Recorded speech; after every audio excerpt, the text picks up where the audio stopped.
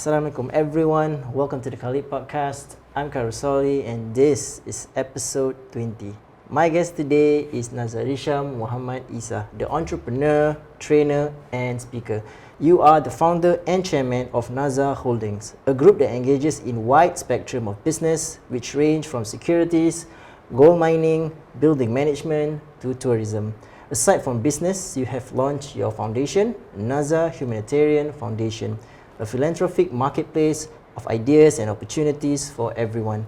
It is a mission of mercy, hope, relief and benefits for both local and global communities. We are here to talk about your journey building your amazing empire, ethics in business, the foundation you built and more. Naza, Assalamualaikum. Welcome to the Caliph Podcast. Waalaikumsalam. Yes, How are you? How are you today? How have you been, with all the COVID-19 going on and going in phase 2 in a few days' time? So how have you been dealing with the situation? Well, COVID gave me a lot of rest, right? Because without COVID, I will not be in Singapore. Mm-hmm. Like last year, out of 12 months, I am 8 months away from home. Yeah, so COVID gave me a bit of relief. Give me a bit of relief to stay home and spend my time with family. A lot of catch up to do with the family. Mm-hmm. Yeah, so business-wise, it's not much affected because we have met our targets even before COVID come into the picture. Nice. So yeah, we can rest. Yeah, so all my staff are relaxing. Yes. So you're not looking forward to the business to reopen? In fact, I hope we can last for another year, that's on the selfish side, yeah. Just because we can rest. But yeah, and it's a lot of efforts needed from the government, from the healthcare side, you see. So yeah, the blessing is that there's no vices as well, where all the clubs are closed. Yeah. Casinos close, clubs close, no entertainment, right? So yeah, COVID overall, there's positive and negative. Yep. The negative part, of course, business are affected a bit. Yep. You just can't grow. Mm-hmm. But on the positive part is that you can spend more time with your family. Nice. Yeah, which is much needed for me. Yeah. I'm sure your family also miss you a lot and Oh yes. I think they are the one who created COVID, maybe. Okay, so for those who don't know you, right? I did a bit of digging about you, and you started off as a security guard. Yes, right? Yes. Yeah, and you're also a school dropout. Yes. Okay, yes. Maybe you can share with me the days before everything has started for you during your security guard days, or even before that, why the need to drop out of school and stuff. Okay, why I dropped out from school? I was I studied in Yishun Secondary School. Okay. Right. So I was in Express stream. So Sec 1 Express, Sec 2 Express. Then when promoted to Sec 3, that's when I dropped out.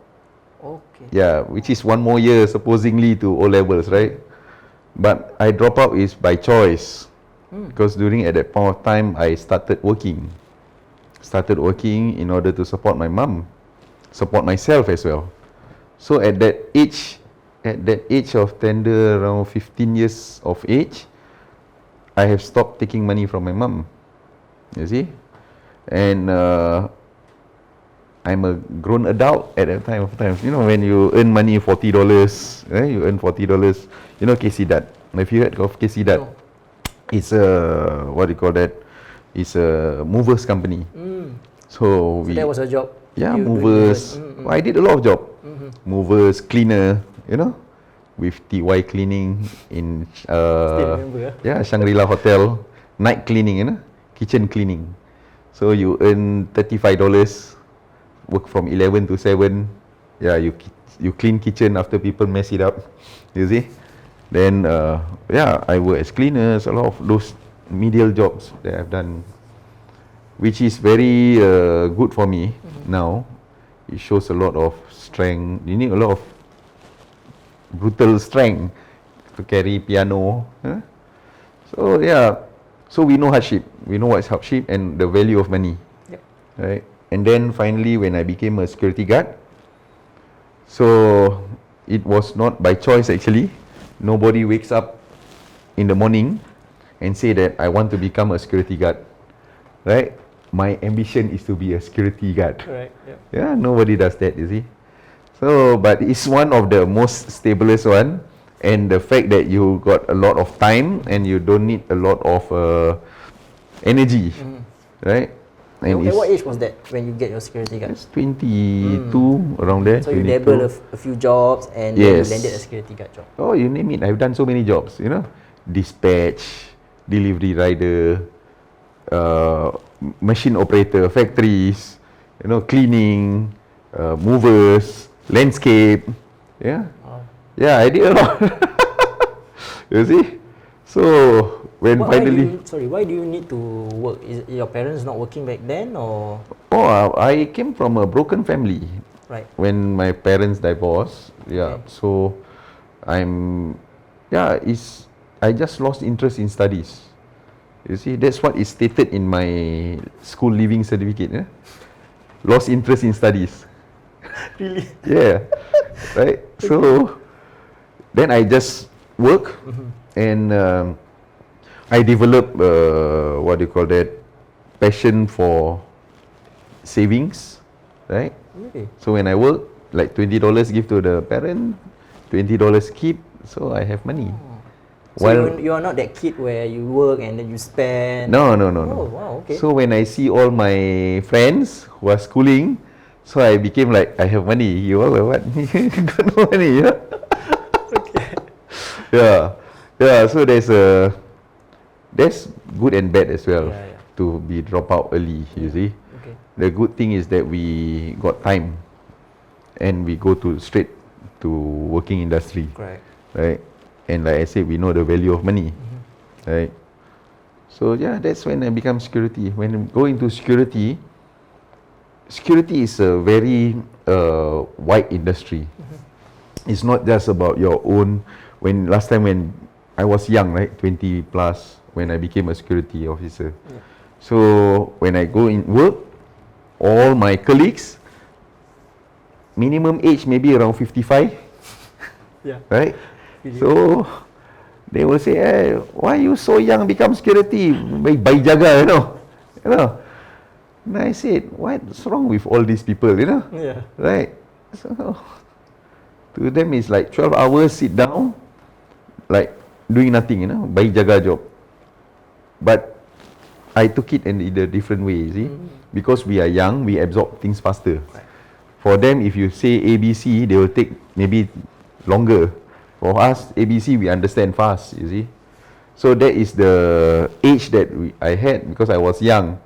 Then during that point of time, there's not a lot of youngsters working for security, unlike today. Yep. Correct. Right? So when the managers saw a young guy, then they want to you get promotion faster. Send me for courses, right? Yeah.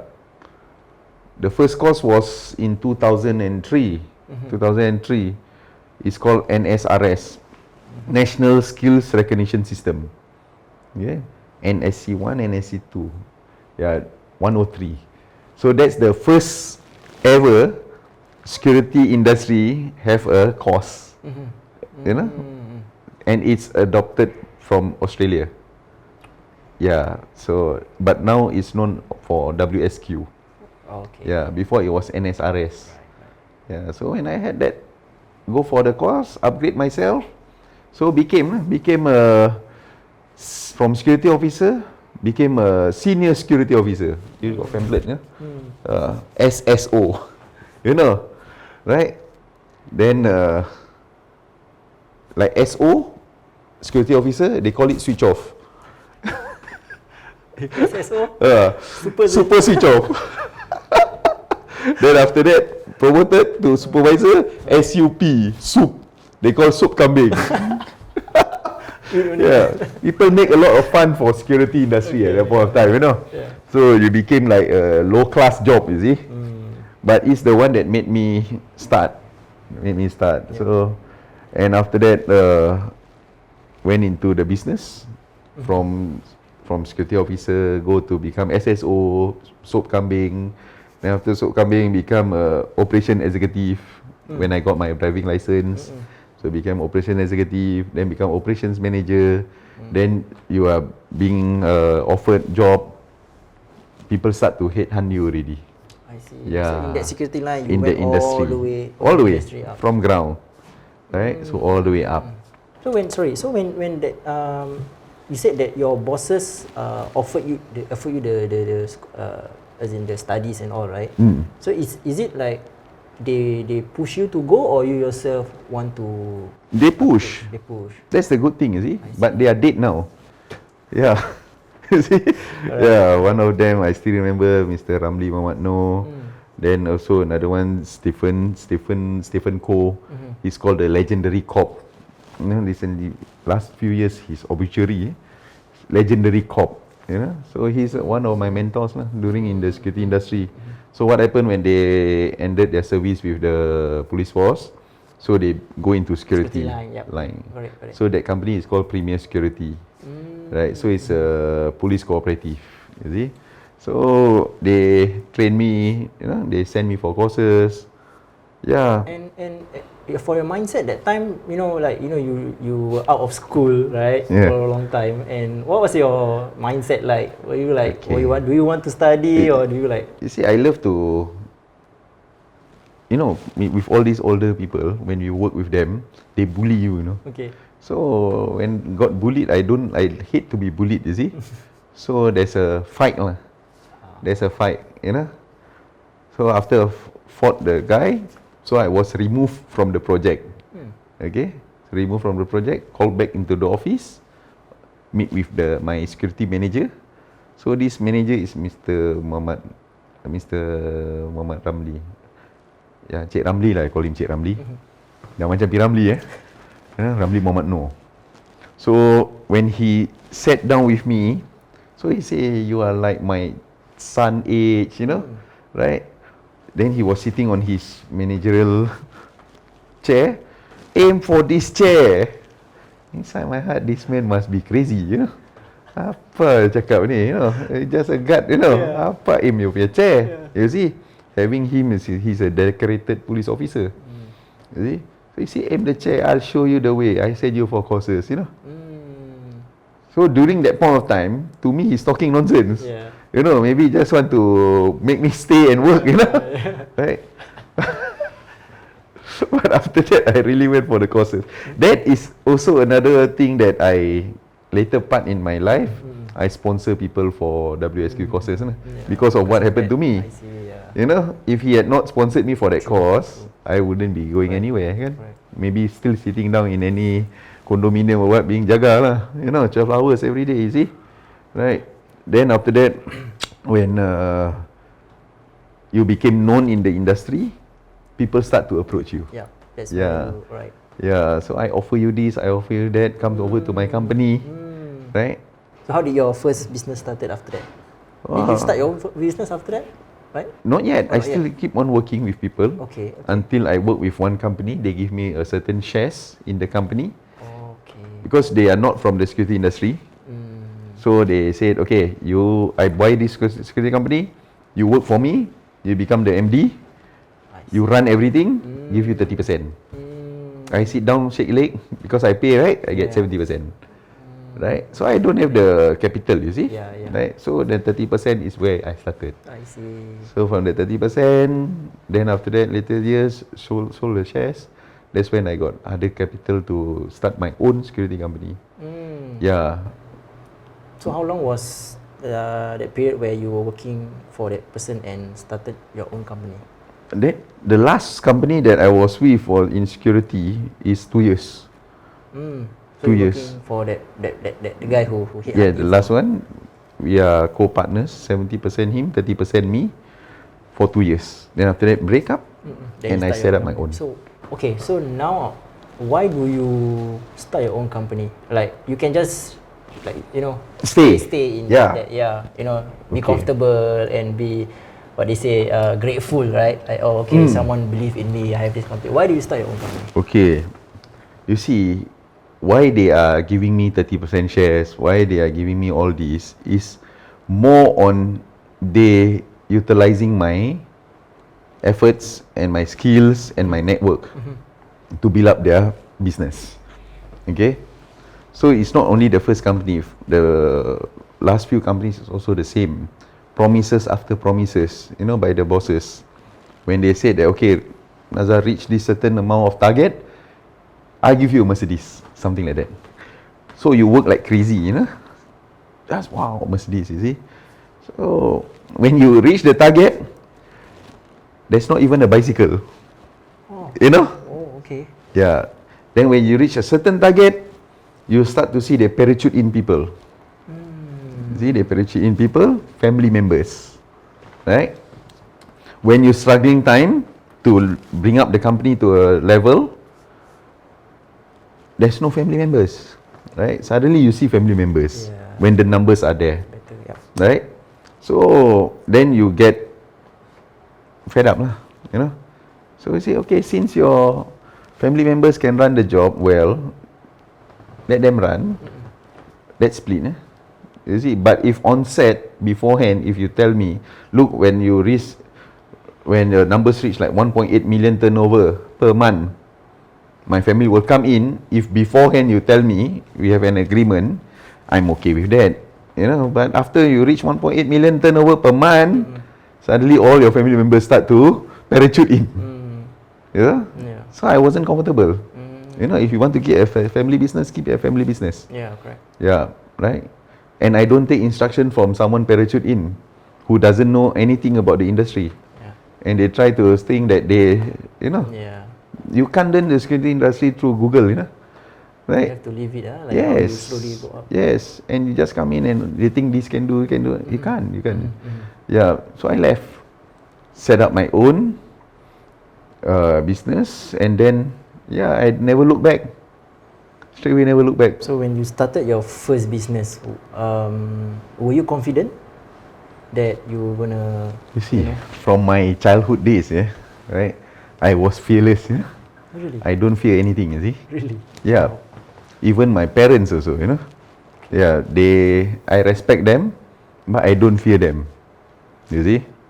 To me, is that why should we? Because we're being taught, you know, just fear Allah, you know, right? So, even during younger days, I was saying that why should I fear anyone? You see. So by that character helps me a lot. What is the worst that can happen to a human? The worst thing that can happen to a human is death. Yep. Right? So when you don't fear death, for us is death is going back home. Correct. You see? True. So why do you need to fear, you know? Right? And I don't tinker too much when I go into things. You see? Do first. Really? Yeah, whether you succeed or you fail is secondary. Not important. But when we do it 100%, you see? Give your everything, give your all. Yep. Put 2 legs inside. Not sometimes people test, you know, 1 leg here, testing tengok macam mana, see how. Testing 1 leg here, 1 leg there. If doesn't work out, you know. Yep. Right? Very good. You see? So like, let's say for example, people who does house agents. Yep. Some of them they do part-time. Yeah. Then after that they have their full-time. But if they have done full-time, they will make much more money than 2 legs, 1 year there, 1 year here. So talking about confidence, I'm always confident about myself. Always I told people, my remarks to people is that I will only fail if I want to fail. You see? It's just go back to the school time. You know?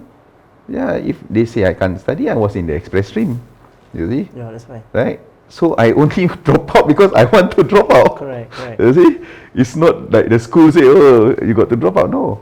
You see? Right? Lost interest in studies. You see? So the only failure that can happen is when I want to fail. Right? So I'm confident about so many things about myself. Once you're confident about yourself, you don't fear any other things. You see? Whether it happens or not is secondary. I don't bother about the aftermath, you know. Yeah, just go ahead, do first. So when you started your business, you have that confidence. Was it a challenge to start your first business? Like just now before this, you spoke to me, right? Like all you need to do is to get one business right, correct? Yes. So yeah, how's the challenge like to get it right? Capital, money, you know, any You business. had money that time when you started? A bit of it, you know, enough for the family, right? But once you go into business, you start to utilize money which is supposed to be savings for your family, right? And that's called traditional way of doing things. You see, at that point of time, I have not learned yet. You see, so the entrepreneurship, the secret of entrepreneurship is to make something out of nothing. You see, right? You don't use your own money to do business. If you see large conglomerates, they never use their money. Either they use the bank's money or they use listed, you know, they put the company into listing, and they utilize public money to expand their business. But at that point of time, I'm using my own money. So you look busy, you know, busy. But when you receive your payments from your clients, you got to pour in back all the way to the business again. Correct. The previous invoice from client is not cleared yet. You got another invoice from your vendors. You got to pay people's salary. Then the worst part is when your client hold your payment. Let's say you give him 30 days credit term, they pay you after 60 or 90 days. But you got to pay the salary of your workers every month. So first month, if they hold, okay, still I can pay. The following month, they still haven't paid, okay, I can still pay. 90 days, that means I got to keep on paying, you see, paying salary, paying for the office, paying for all the overheads. So that's the challenge, and that I believe so many entrepreneurs face that problem. You see, so they use their own money. And how long? How deep is your pocket? You know, true. Right. So if your pocket is, no matter how deep your pocket, if you keep on utilizing your own money to expand your businesses, you can't see any money going into your pocket. It's just outflow, going out all the way. Yeah, that's the challenge. Capital, your financial strength. You see. So how do you overcome that? I learned to use people money. You see, right? You see, people's as in bank. We got support from banks. Banks is using people's money. People's, got it. You save in the bank. Bank job is to sell people money. You see, so when we get loan from banks, that's when we utilize, and a certain portion we got to pay to the banks, right? But I'm not using my own money, right?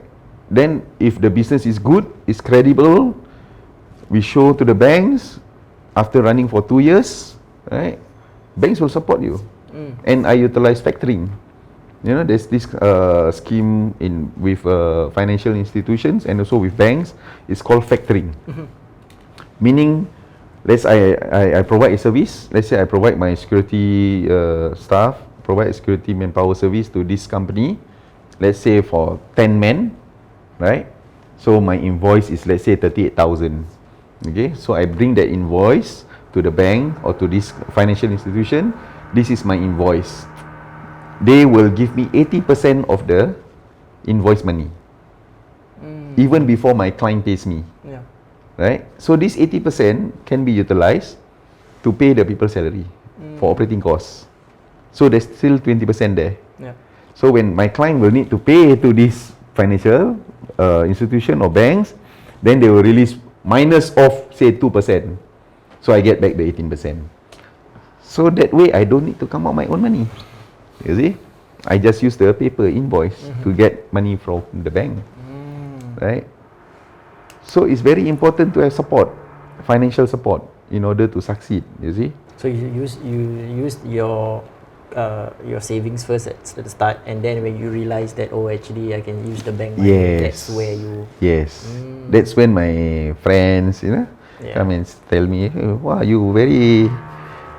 how much money you have? You're very rich. Just use your own money to pay for the salaries. I say, I don't know which other way. You see.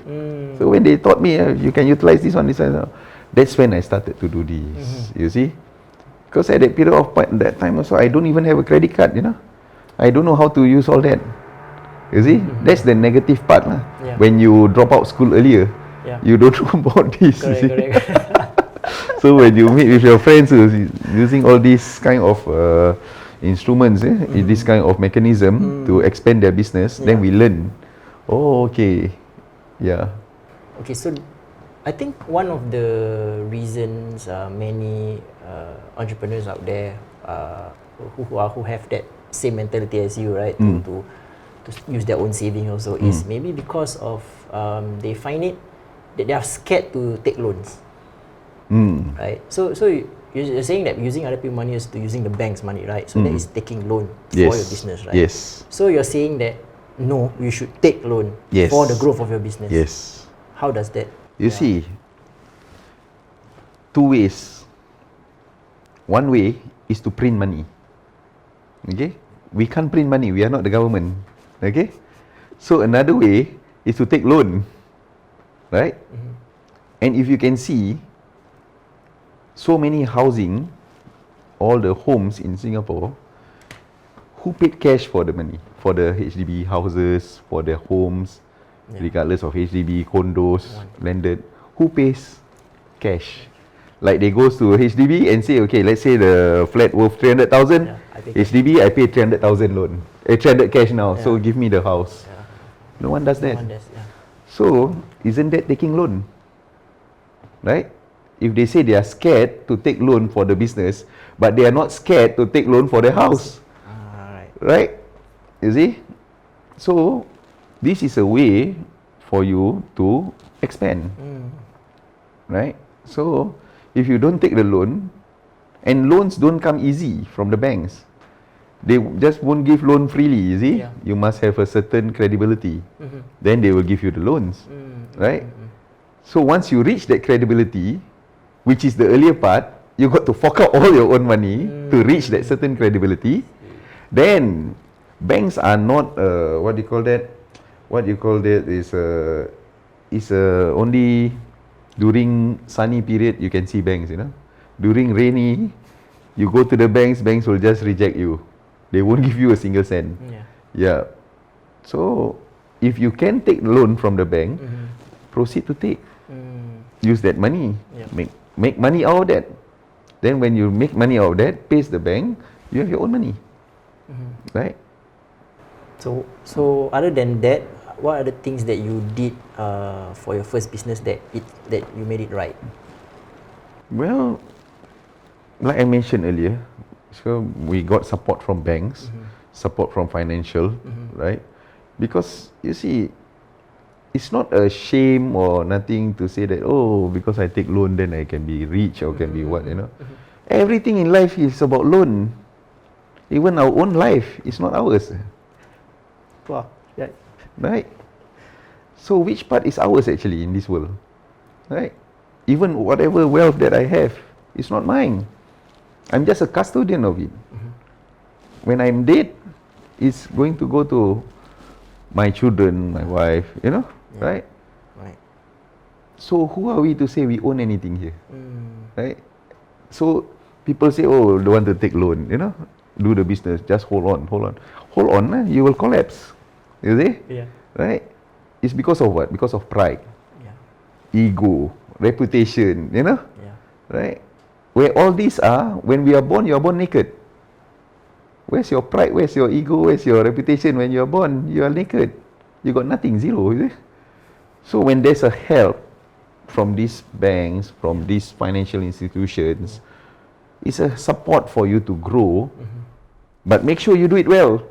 When you take the loan, don't you take the loan straight away, you go nightclub, you know, or enjoy yourself, you know, right? When you take the money, do your business right, earn the money, pay off the banks, and grow further. Then you just keep on growing. It's a multiplying effect. You see? You don't need any other things. If let's say DBS is behind you, or OCBC is behind you, we have known about so many success stories. Even Mustafa Center, you know, Mustaq Ahmad, who's behind him at that point of time? Banks. You see? Right? And it's shown on national TV. You see? Last time, you know, when you got the OCBC advertisement, then you come out about his life, you see? how they became so big. You see, it's because of you got banks. The moment you have someone to support you from the behind, with a good financial strength, there's nothing to worry about. You see? Nice. Yeah. Right. So you built your first company and it was a success, you can say. So how did you venture into other businesses in other industries? Okay. That's when all my friends, my ex-classmates all comes in. You know. So they are a specialty in their own ways, you see. Let's say for tourism, they are good at, they travel a lot, they are good at tourism. So we set up the company. So they became the director. I made them the director, make them a shareholder.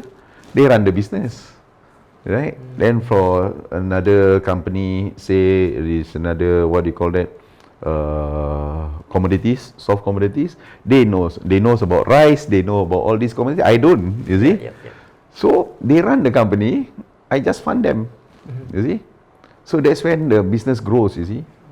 Yeah, and all of them is all my trusted old-time friends. So they made them the director, made them the shareholders. So in a way, they became their own boss. You see, just like how I was started. Right? But I don't do what my partners did to me. You see, right? When I promise them a Merc, they get a Merc. Right? When I promise them a house, they get a house. I don't promise them salary. I promise them lifestyle. You see, so when they got lifestyle, their whole, you got to work for a lifestyle, not work for a salary. If not, you'll still end up doing the whole vicious cycle. You see, end month you got to struggle to pay the bills. Right? If you work for salary, right? So it's better to work for a lifestyle, right? So that's what I'm doing for them. So how? Okay, so the only company that you 100% build is, and your expertise is securities. So the rest of the other companies is all based on your friends. Yes. So they got the talent, you see, but they don't have the funding. They don't have the capital. Right? So fund it, they run it. Fund it, they run it. You see? And you stick your shares. Yes, and oversee it as well. Right. You see? Right. Make sure they don't get carried away. Being a boss, you can get carried away very easily, you know. Yeah, because the title boss is like boss. Correct. You know? Right? Yeah, there's so many external factors that can disturb you, you see. Of course. Yeah, can distract you. So we are here to ensure that they don't get distracted. Focus on the business. Yeah. See? So your security company, is it still live right now? Yes, still alive. Right, still alive. And what do you call that? But not all businesses are successful. Some of them, the business, when we give them the opportunity, like I mentioned earlier, they got carried away. Some even stole money from the company. You know? Of course, they are the black sheeps of all your trusted people also. Yeah, but this doesn't come from my trusted I see. guys. Okay. It comes from new guys, you see, younger guys, where I see they got potential, and they do have really good potential, but when they got started, they got greedy, and they think it's easy money, you see. And they have, because I don't micromanage, you see. Yeah, I don't micromanage. I give them a free play, so they freely put inside their pocket the money, you know, right? But it's their loss, not mine. See? Yeah. Okay, of all these businesses that you gone through, you oversee your friends, your trusted partners and business. Maybe you can share us your best business lesson you have learned throughout. Best business lesson. Yes. Best business lessons is that, like I mentioned, don't use your own money. Okay. You know, that's the biggest lesson. Really? Yeah. If just imagine if I'm still keep on utilizing my own money, I wouldn't be expending that much. You see, right? Say for example, to buy a what do you call that? Commodities, soft commodities, whether it's soft or hard commodities. You see, if I don't have a trade facilities, I got to buy instead of issuing getting facilities from the bank, so I got to come out my own money. Let's say for 65 containers worth of commodities, how much money will be stuck in assets? You see? Yeah. But if we utilize trade facilities by using the bank's money, then you sell, you got your profit. And so, you see, don't be greedy. Yeah. You got to share a bit with the banks. Huh? Right? If not, how are they going to give interest to the people who save money with them? You see? Yeah, but if you do it yourself, yes, your profit is better. Yep. But can you afford to have your liquidity money on the assets? Got it. What happens if you cannot sell? You're stuck with assets. Yeah. Right? Yeah.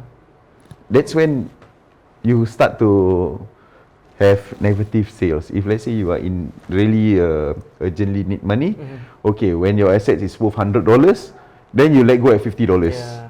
So you lost, you see. So the biggest lessons, you know, like I said, entrepreneurship is making something out of nothing. That's very important. And your financial strength must be very, very strong, you see, regardless of anything. Right. Okay. So you spoke just now about those partners that got carried away. Right. They started a business, they got carried away, and then they did things behind your back or wrong. Yeah. So have you ever been in that situation where you got carried away, and how did you? Of course. How did you got back on track? Of course. You see, when you get money, when you have money, right? It's like you're open to another world, that you can easily buy, you can easily get things done, right? And you enjoy a lot more than you work. That's when you carried away. You see, when you get carried away is when the day when you just don't bother about your work. You see, you care about enjoyment more. You go into vice, you see. That's when you get carried away, because you have the money. You see, when you have the money, anything is possible, you see? Right? Be it anything sort of vice. So that's when, personally, I also got carried away. You see? Because why? Hey, my friend has money, he's enjoying. I got money, why I'm not enjoying? Yeah. Because why? There's no practicing of our faith. You see? At that point of time. We just think that about money, I'm a businessman, I got money, so what? We forgot that I'm a Muslim, right? So that's when you are non-practicing stuff. Yeah, then you just got carried away. That's where the term comes. Money is root of evil, you see, right? Yeah. Right. Okay. So yeah, I had my shares of that. So I'm here to make sure that my current guys all are well guided. So, but how do you guide them in terms of you can see, you have been through that, you see. So if there's changes in them, we can straight away see. But how do they take? It's like I'm sure but once they also want to taste that that vice, like you said, right? Yeah. Then when you say no, don't do that, I've been through that, it's raw, it's evil, blah blah blah. Then they'll be like, okay, You see, they have a lot more to lose, right? You see, you have a lot more to lose because they see me as what do you call it, as a standard. Yep. You see, if you want, can go ahead. I'm not here to stop you, right? Yep. But you don't regret it later. You see, you have a lot of things to lose. The biggest thing that you're going to lose is your family, right? But most of them, they know me, you see. They known me for years. So they saw me previously and now. So they saw the transition. Yeah, so it's kind of blessings. And now most of us are all practicing the religion together. So yeah, it's like we give what do you call that? Each other a nudge lah, if let's say we forget. You see? That's nice. Yeah. And when it comes to prayers, we all pray together, Yeah, it's good now. We are at peace. Okay. All right. So I read in your about me bio, and you state a certain you stand in certain things where the ethics of business, right? Maybe you can share a bit about that in terms of ethics wise. Let's see, ethics wise is one of the things is that don't burn bridges, you know. Okay. When you do business, you never know whether today he's your partner or tomorrow he's your enemy, right? Maybe today he's your enemy, he's your competitor, but tomorrow he's going to become your partner, right? And the ethics part is that never ever betrayal, you know. You see, you do betrayal in business, scheme, Yeah. right? Just to get a contract, for example, right? Say you are the recommendation, you recommend me a contract. Then when I get a lead from you, I got direct to the buyer, and then I forget totally about you. But without you, I won't know this buyer, right? Yeah, don't do that. Don't always cut off don't burn bridges. You know, you won't know when you need them again. You see, always remember people efforts. You know, yeah, don't just ditch them one side. That's no good. Yeah. Okay. I've never come across, maybe with my limited knowledge, right, and research, I've never come across a Malay Muslim who started his own foundation, right? And then until I got to know about you, and I was like amazed. So, how does this started in terms of foundation? Or what's the vision like? Why? Before starting the foundation, we are already into giving back to the society and to community. Yeah. But it's not a well-organized, systematic way of giving. You see, and there are many times that we give to the wrong person, you know. Wrong people are receiving help from us, right? So that's when we started the foundation, and we have beneficiaries like New Hope Community Services, Silat Federation, Pergas, and Tabernacle of Christ, you see. So it is a circular thing, and they are all organizations. It's easier. Let's say if I want to help someone, I don't need to do a thorough checks on him. They have done all those. You see. So the foundation is to set up a legacy. Yeah, to set up a legacy that I hopefully that is going to be continued even years after my death, lah. You see. Because we must always remember that we don't owe anything. But the more you give, the more you get. And you get, it's not only about monetary wise. You get peace here. You know, and you are at ease with your own self. You see, it's the best. Yeah, that's where I'm much more inclined to nowadays. You see. Yeah. And recently we provided 625 kilos of meat to homeless families. Yeah. Nice. And before that, we are quite active, quite active right now with the foundation.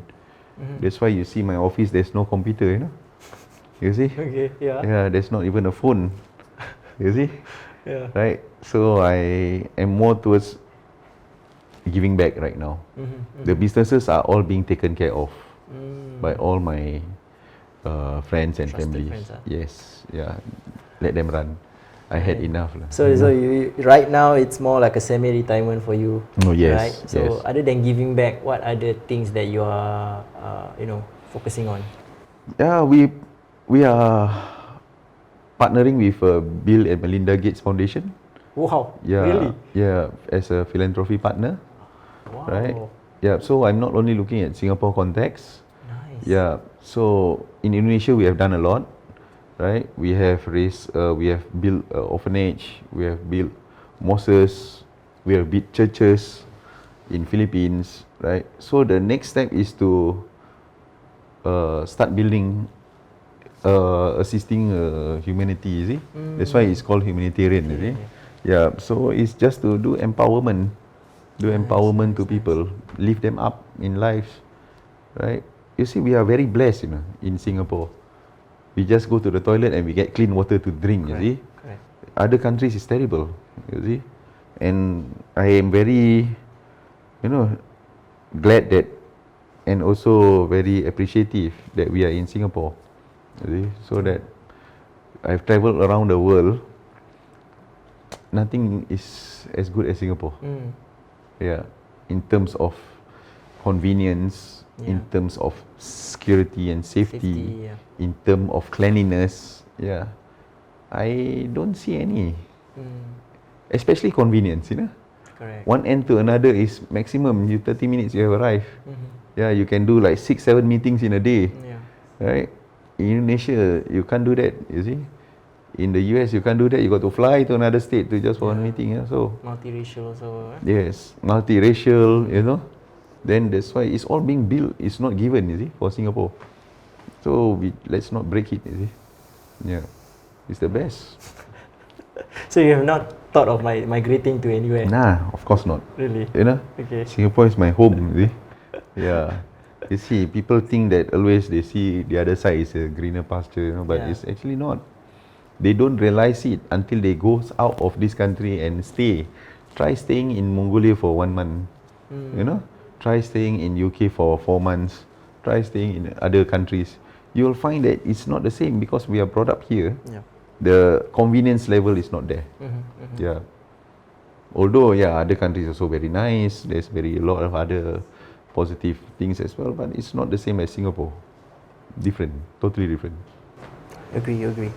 Okay, you recently, received your MBA. Wow, like what an achievement from a school dropout to all the way to MBA. Yeah. Like, why do you need an MBA? You have all the, business is. Yeah, it's to show my children, that even though being a dropout early days, life is not the end. You can still have all your masters, you see, and also to show them that main stream education. You see, some parents especially, when the children did badly on the education wise, so they thought that that's the end of life, but your children may not be academically strong, but they have other talents, strength, so it's not the end in life. And now the MBA which I got is just sticking on the wall, doing nothing, Correct. Right. And when I gave the presentation during the lecture time to the lecturer, in the end I'm the one who right after the presentation, when the thing is off, I'm telling him how to make money, Wow. Right? So they say this one off the record, you see. So I told the lecturer, you are still a lecturer because you doesn't know how to make money. Yes, you know all the theories to business, right?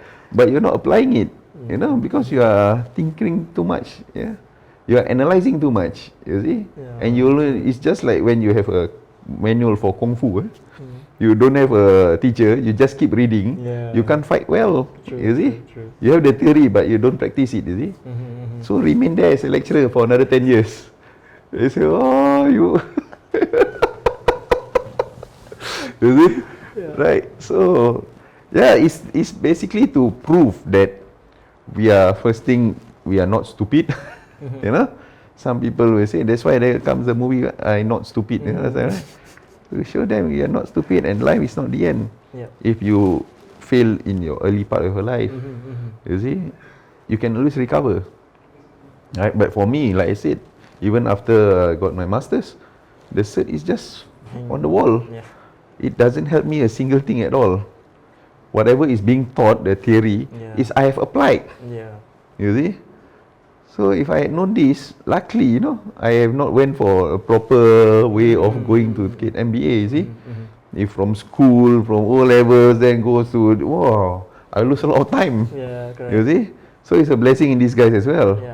Correct. So basically that's about it. And not forgetting my name card, put MBA. Was it tough for you? It was simple, nothing. It was nothing, Okay. You see. I think this Sec 1, Sec 2 is much worse than MBA. You know? You got to think about algebra, all this, you know. Where got you, how many people utilize algebra in their work? Correct. You know? Correct. Right? When you study that time, you got to bring all the diagram, the projector, where you utilize that in work? You don't utilize that in work. Right? So it's just theories and theories. Yeah. You see? Unless you become a school teacher, then you can teach them how you're being taught. You know? Yeah, okay, so regarding what you said just now in terms of MBA, I mean most of the community, they are not as fearless as you, right? So like they don't have the confidence to just start a business. Okay, so they think that going through this route of getting MBA and then start a business. What's your thought on that? Is that still okay to a better route, or how do you compare, in terms of your route and the route that people take in terms of get the theory first and then the practical? See, well, I've been through my route, right? To me, with all due respects to all those that is going through the mainstream route, to me, you waste your years, your years that you can make money already, right? Which it can be taught on the streets, you see, right? When you apply it, let's say you do business earlier, right? You are doing the actual thing. You are practicing it. Whereas in the studies is theories, right? Theories and theories. Then after that, say you are being an intern, you are getting utilized for cheap labor actually, right? Right. So for me, it's a wastage of years. Right. If let's say unless if you want to go and decide to be a doctor, surgeon, that one specific niche, or work for the government, that is different. You see, you need all those credentials, right? But if you want to do business, right, you don't need an MBA to do a business, right? You just need the courage to do. Yeah, and of course the know-how to learn from people, learn from already established business people, right? You can do business. Business is simple, The only thing is your fear. Everything about, and good business is also about fear, Why you put your money in the banks is because you fear when you put your money in other places, it get lost. Why you buy insurance? You fear that when something happen to you, your family don't get money. Fear business is always the best. You see, right? Like COVID now, Everybody fear COVID, right? You see? So it become fear. Yeah, correct. Right? So when you fear, what they do? They buy, stock up. They buy every food in the, right? Hot food, yeah. Yeah, they hot all the food. You see? So, yeah. They can still go on the mainstream to go the proper way of getting an MBA, right? But they will lose the years. You see? And years you can't get back, Yeah. Right? Like for me, I lost all those years in my while my friends are studying, I'm already working. I lost that part. Yeah. But whatever they went through to get the degree or get the masters, I still got it as well. I can regain back. But they have lost the years. Yeah. If they are in my position at that point of time, so they could have another head start, you see? Yeah. Right. Yeah. So yeah, to me, the years count. Time. For those people who are stuck at their day job, 9 to 5, they hate their job, right? Yep. And they see you, they are very inspiring to start a business, right? Okay, what advice would you give them? Because they don't have that years of experience like you, security line, right? For example. Yeah. So what's your advice to start a business? Well, this is not a new thing. They are all in the system, you see. During the financial revolution, right, it is made to believe that when you raise a child, first you must study hard. Go to school, study hard. Yeah? So in order for you to get your certificates, right? After you get your certificates, and you remember, once you enter a school, you are already providing economy because you got to pay. You see? Yeah. It's all about money, end of the day, you know. There's no school come out free like that, you know. It's all about money. You got to pay the teachers, you got to pay the principal, you got to pay, everything is about money. And it's funded by the government, you know, where the money come from the government, how the government got the money to build the schools, you see. So you are already in the system. Study hard, everything. Then after that, second, after you study, after you graduated, find a job. When you get a job, work hard. You know, work hard. Commitment, work hard. After you work hard, when you got your money, your salary, save hard. Correct. Don't spend unnecessarily, just save in the bank. Okay? Right? So, study hard, work hard, save hard. Who are you working for actually? You see? When you save your money in the banks, who is getting the privilege? Yeah, correct. You know, maybe you get a certain percentage of what you put in the bank. But who is using your money in the bank to make more money? So people must understand this. You see, money makes money. You see, if you are stuck in the system, you are forever will be in the system. You see, it's just a vicious cycle. And not many people would dare to come out from the system. Yeah, right. Because if let's say, okay, I want to do business, right? If I collapse, how? If I got no money, how? Fear again. Again, the fear, you see. But then you just stay in the system. Be comfortable and be happy. Don't later when you reach 60 years of age, 70 years of age, then you look back, I should have done that. I should have done this. I should have done that. That's the time for no regrets. You don't, by that time you got no strength. By that time you got no more time. Right? You got to prepare to go back home. So, I don't want to have regrets later on in life, you see. And for those outside that want to start doing something, throw off the everything, you know. If you're working for someone 9 to 5, at 5 p.m, just tell your boss, I want to resign. Okay. Right? And I go, why you want to resign? I'm going to start to become like you. You know? If I stay work for you, I can never become like you. You see? Right? Straight away throw in the towel. Go ahead and do what you are good at. It's even small money, you know?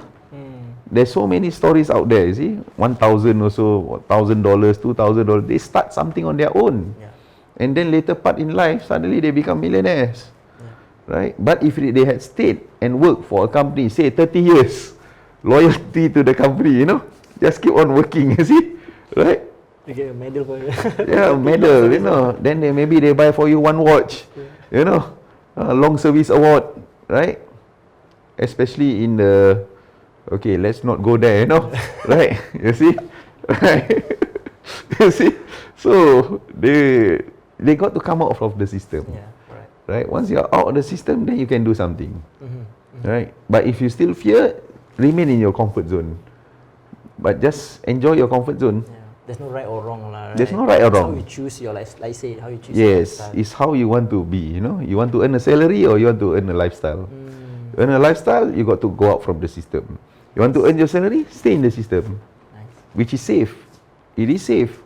Just work 9 to 5, get your salary, then pay for your bills, pay for your house, pay for your what do you call that? All the your handphone bills, whatever, you know. Right? And save 5 to 10% of your salary. Right? That's it. Then don't dream of driving supercars, you know. That can never happen. You see? Right? I'm just wondering, okay, you came out of the system, right? You yourself came out of the system. How about your circle of friends, right? How do you choose your circle of friends, you know, to stay outside from the system and to have that lifestyle? You see, in our era right now, who is friends? Who are friends? You know, when it's good times, all are friends. You know, when during bad times, you turn left, turn right. Where's my friend? Just now this guy said earlier he can die for me. Then this guy say he will willing to do anything for me. You know, But when you look left, right, center, everywhere you look, there's no friends, right? In the end, you can see only family. Your family stick with you, you see, throughout your bad times, you see. And of course, there are few friends, very few friends, you know, that stay together with you. And that is no longer friends. They became brothers. They became sisters, you see. Yeah. We are not in the era of Rasulullah and Abu Bakar, you know. Correct. It's different. That's friendship. You see, until in the end they became related, you know. Became his father-in-law. So that's true friendship, you see. But for us is, right now, the word friends and loyalty doesn't matter to a lot of people. Yeah. You see. They don't value that. You know, they don't value that. So my circle of friends are actually my family. Then my friends are mostly my acquaintance, mostly my business partners, right? So friends are very rare right now, you know, super rare. Yeah, but fortunately I have these few rare friends with me. Yeah, which they can understand me, and I can understand them. You see, yeah. Okay, you know, you from the start you said that you are a fearless person and you have everything that you do, you have confidence, right? Okay, maybe you can touch on how to build that self-confidence for someone who has low self-confidence in them. Well, like I said, you know, the worst that can happen is death, right? Okay, so it's all mindset. If you maybe can ask them to jump down. Are you willing to jump down? Are you scared to jump down? Right? You see, sometimes to wake people up, you can't go on soft with them, you see. You got to throw them to the ocean, you know, with all the sharks. Then they will survive, you see. If not, forever you will be, you know, you will be in fear of everything, you know.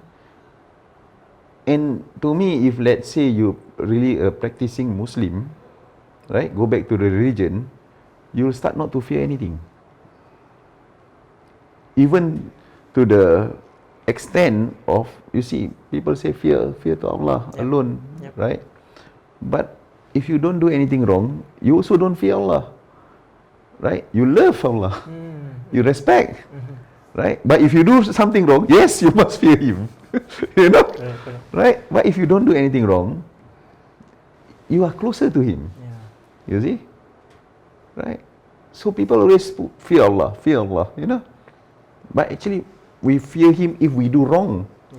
But if we do right, we are closer to Him. You know, right? It's not always fear. No, it's not like that. You see. So they got to come out of it. It's not taught. You know. You see, it's not taught. They have to come out of it, right? And if one day they just got to realize, no, one day all of us are going to die. No one is like Hang Tuah, you know. Even Hang Tuah died. They say he gaib, you know. Suddenly go missing like that, you know. Yeah, then suddenly there's a grave in Malacca, Hang Tuah. Right. Yeah. Okay. Last few questions in terms of personal questions. What are the things that you do that is non-negotiable every day for yourself? For now. Yeah. For now, solat. You know. Okay. Before is not say non-negotiable. It's not in the picture at all. You know. Right. That's when we got carried away. You see. Right. For now, non-negotiable is solat. You see. 5 times a day. You see. It is like washing your face. Imagine we are walking on a desert storm, then if one waktu we wash our face, then we can see clearer. Second waktu we wash our face again. Between subuh and zuhur, right? How much of sand have covered our face, right? So if zuhur, asar, maghrib, isya, we don't solat, just imagine how the amount of sand in our face. You see? How blurry the vision is. You will be covered totally, you see? Yeah. Right? Correct. So that's keep on watching, and we are human, we error.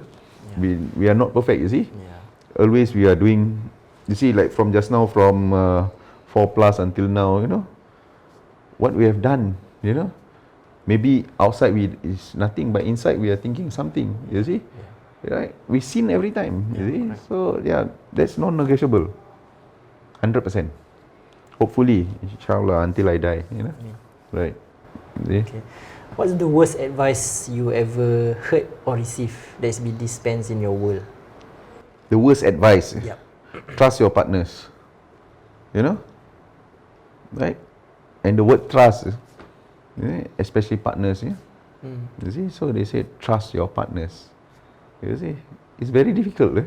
Wait, partners in terms of friends partners or wife business, partners, soul partner? Business. Okay. Right, business. Right, if for partners, even to a certain extent, you see, right? You can't trust fully, right? But in trust in Allah is full trust, right? But trust in business partners, all these, right? It's very difficult, very difficult. If they don't control themselves, right? Or if when they try to break away from you, you see, right? Yeah, and the business, the worst advice that was received also, like, go into this certain platform to make money, just put in all your money down there, by a family members, you see. Then when you put all the money there, it's burned, you see, right? Yeah, something like that, you see. But normally other than that, it's all fine. Okay. Who are your role models and why? Of course, it's Rasulullah, It's only him. And why? Is that who else you can see is they excel in politics and they excel in the religion. Both. See? And with him, he unified the whole of Arab. Until today, it's not unified after his death. Right? Only him managed to unify the whole of Arabs. And Arabs are not easy to deal with, you see. Right? So politically, he excelled. Religion-wise, he excelled. So I can't think of another figure. If let's say they excel in the politics, they don't excel in the religion. Not balance. Not balance. Or if they excel in the religion, they don't excel in politics. Like for him, in both. Yeah. So definitely him. Okay. What area in your life that you are weak at and you plan to improve? Myself. Yeah. Trusting people. Right? You see? Because you are always on yourself, Then when you get betrayed, you get, people does things on your name, then you start to distrust, you see. And how to trust this guy? You see? How to trust this guy? Then I always have my, what do you call that? This suspicion. Yeah. They say, this guy is genuine or not? Sometimes, there's a lot of actors out there, You see, they act like as though but actually they are not the actual person they are. Then many a times I listen other news about them. When in front they are A, behind me they are B, you see. So they are not genuine, you see. Yeah, so trust is very difficult for you. For me, that's my weakness part. Although I was told by my wife that, you trust people easily, you give people easily. You see, but in actual fact, I don't. I give them an opportunity. It's just because I trust them, I give, no, they are talented. So I gave them a platform. So you trust them. No, I don't trust them. I give them an opportunity, a platform. So to them, it's like I trust people easily, that, I give them things to do. But to me, if after giving them the task, is whether I can trust them or not to finish the task. Yeah. So that's I'm weak in, you see. right? To straight away trust them fully. But once they have performed, they have done well, I'll give 100% trust in them. Yeah.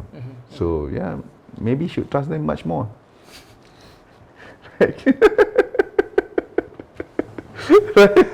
Is it something that you, this trust issue, right? Is it something that you just develop, like, of course, with all the successes that comes to you right now? Like you said, when you have good times, everyone is your friend. Yes. Right? Yes. Right? Is that something that you develop now? Yes. We have seen that along the way, you see. You have seen along the way, you have seen what happened to your friends. You have seen what happened to your partners. You have seen what happened to people around you, So, the basic thing is that they trust someone. They trust someone. You see, even though like cases for, let's say for rape cases, right? Most of the rape cases is done by someone that they knew. Yeah. Right? Someone you trust. Someone they trust. So the ladies trust this man. Maybe he's the father, can be the brother, can be the friends. Yeah. So she trusted them, end up she got raped. You see? So something like that, you see? Yeah, so statistics have shown, that most rape cases are done by someone that they know. You see? So in a way, if you trust these people, the most that can inflict a lot of damage on you is the person you trust. Correct. You see? So I'm very careful about that. Yeah. If outsiders hit you, not a problem, You can still accept it, you see? True. But if someone close to you hit you, mentally you will be having problem. And you'll be heartbroken, Yeah. Correct. And trust me, the term heartbroken is actual heartbroken, When you know that someone close to you did things to hurt you, It's very heartbreaking. So I don't like to have my heart broken. So that's why the trust is an issue, right? I see. Yeah. Yeah, when you give your full trust, Correct, and when they broke your heart, it's painful and it's very difficult to recover. Yeah. Okay. I got this question from the audience. Having all of these successes, right? All of these assets, all of this money, right, that you have right now. At the end of the day, how do you feel? Empty, When you don't have it, you want it. Okay? It's just like when you're climbing a mountain, right? Climb a mountain, you want to reach to the top. Okay? When you reach to the top, you find that there's nobody there. You see? Right? You became lonely. Empty. Right? So what do you do after that when you reach to the top? Jump down. You want to go down, right? Okay. you jump down, finish lah. But when you reach to the top, you can't be staying at the summit. Right. Just relax, right? The moment they, Mount Everest, they go up, put the flag, leave. Yeah. Right? So, yeah. And along the way, when you go up, when you climb the mountain, initially you have maybe 10, 100 people with you together climbing the mountain. Then along the way, they cannot take it. Along the way, they cannot take it. Yep. Then when you end up yourself on top, you are lonely. Yeah. Empty. Then there's nothing to look forward to anymore. No more challenge, you see. What to do? Go down, meet all the people, give back. You see? Right? Like I mentioned, then after that, when you had your first luxury car, you think, wow, last time, when we drive the normal car, we want to see, we see other people driving Merc. Wow, I want to have Merc. You see? So when you got the Merc, not enough. You see another sports car, I want to have that. Then you have another sports car, then I want to have that. Then after that, when I had all the cars, I give to people to drive. You see? Yeah. So, empty. You just want to go down. When you have money, you don't have peace. You see? You have 1,001 people coming to you for their problems. Yeah. Yeah. Yeah. I got this problem, I got that problem. It's, and you, for your staff all, you keep on rewarding them, you see? You reward them with this, you reward them with that, right? You help with people problem. Who rewards you? Other than Allah. Yeah. But other than that, you don't have someone rewarding you, you see? Yeah. Right? And we are human, We want that feeling, you see? Like last time you get rewarded, you get compliments, all this, right? Yeah. Empty is the word, you see? Right? But of course, this is not to discourage people to succeed in life, But when you reach there, you'll be very lonely. Okay, just now you mentioned that when you reach the top, right? Then you said when you have money, you attract people. They come to you with problems, right? Yep. I'm just wondering, like, I'm sure you have people, your relatives, your cousin, your friends who comes to you and ask for help, right? In terms of maybe monetary wise or opportunities, right? Like, and then you hear the term where they say, where some rich people or successful people, they say that the problem is if you give them like a fish, right? They say, right, you give them a fish, they will keep coming back. Yep. But if you teach them how to fish, right? So how do you feel about that? Like, when you help them, do you have that intention? Like, okay, you should, You see, on that term, if you give me a fishing rod, until today I don't know how to fish, You see, it's a term, right? Give them a fish, give them a fishing rod, teach them how to fish, right? So they don't come back to you. But seriously, if until today I don't know how to fish, people ask me to go fishing with them, to fish, right? You must have patience. I don't have patience, you see. Right? So that's why I cannot fish. I go to the market, buy. Easy, you see? Right? You see, got to depend. Not everybody, you see. Some of your friends, relative, who is really in need, he really got a problem. If you give them a fishing rod, go and fish, Yeah. Sometimes they are not capable. Yeah. They don't have that. You see? Right? If everybody can fish, there's no market. Nobody goes to the market to buy the fishes. Everybody go out and fish. Right? Yep. So certain things you must help. You know that it's beyond them, you see? Yeah. You must help. Yeah. But certain things, if you see, look, there's another channel for you actually, Why you don't do this, why you don't do that? Show them the way. Do this, do that. Still they can't, why? Why you cannot, Right? So it depends. It's very... So you assess the situation. Yes, then you must assess. See if you help or not. Yes, right. If let's say, for example, they come with you with money lender problem, in the first place, why you loan the money for, right? Or loan the money because of this, that, go pay back the bills, all everything, you see? So we got to go to the root of the problem. Right. If let's say the root is because of gambling, then I won't help them. No, because I take loan, because I buy 4D, that I thought I can strike first prize. Then in the end, because of gambling problem, you get into loans, you get into debts. That is not a thing to help, right? Because you see, like people, when you see some people get amputated, when you see them now, you say, oh, kesian, very pitiful, But before that, what happened? When they indulge in all these sweet things, you see, they don't know that they're going to develop diabetes. They know, you see. But when indulging time, just never mind, just eat lah. Then when they get amputated, then people just look at them. Oh, it's pitiful, kesian, But last time, he gasak, right? So must go to the root of the problem. You see. And I don't agree with that term, seriously. Really? Each and every time, any motivational classes or what they will use, when you give a fish, they say, what the fish? Why of all things you talk about the fish? Right? Might as well you talk about the deer. Give them a gun, teach them how to shoot. Right? Fish, of all things, you see. So fish. Then give them the rod, teach them how to fish. Right? If the guy got no patience, how? Just put like that. Wait, if that fella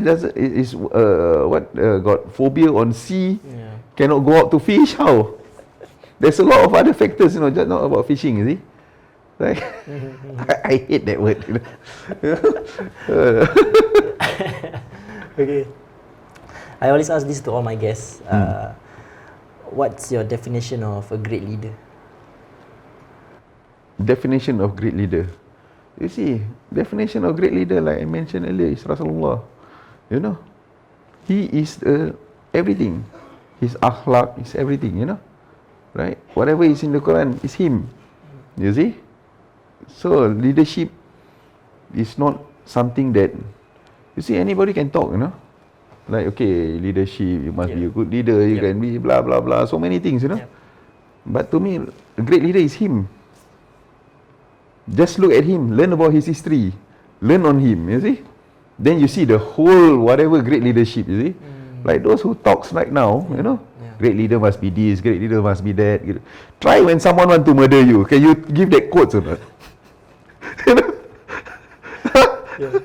But see how Rasulullah, when people wants to murder him, how he treat his enemy, you see? Like right now, whoever giving leadership quotes, right? Oh, this, that. Try when someone put a gun on his head, you see? Or there's a knife, everybody want to kill you. Then after that, how you going to show them the love? You see? And you see, whatever I've achieved to me is very insignificant. You see, compared to Rasulullah, it's I wouldn't even say a dust, right? So who are we to talk about leadership? You see, right? That's why whenever any praises come, it's go back to Allah, You see, that's when we say Alhamdulillah, right? And leadership, please go back to my Rasulullah, right? Beautiful. You see? Yeah, we are nothing, zero. Okay, we come to the end of the podcast. Any last parting words that you would like to share? Well, to me is that what I would love to share, never forget our roots.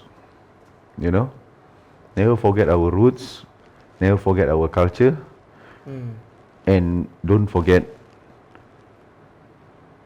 regardless of any religion you are in, right? Don't forget to practice it. It helps you a lot, right? Yeah. You won't go astray easily. Yeah. Yeah, that's it. Thank you so much. Thank you for your time. I appreciate it. No problem. Naza, thank you so much. May Allah Thank bless you. you, and with everything that you do with the community, maybe he reward with Ameen, you and inshallah, help you with the trust issues also, inshallah. Inshallah. Right? Hopefully they do things that can make me trust them easier. Thank you very much.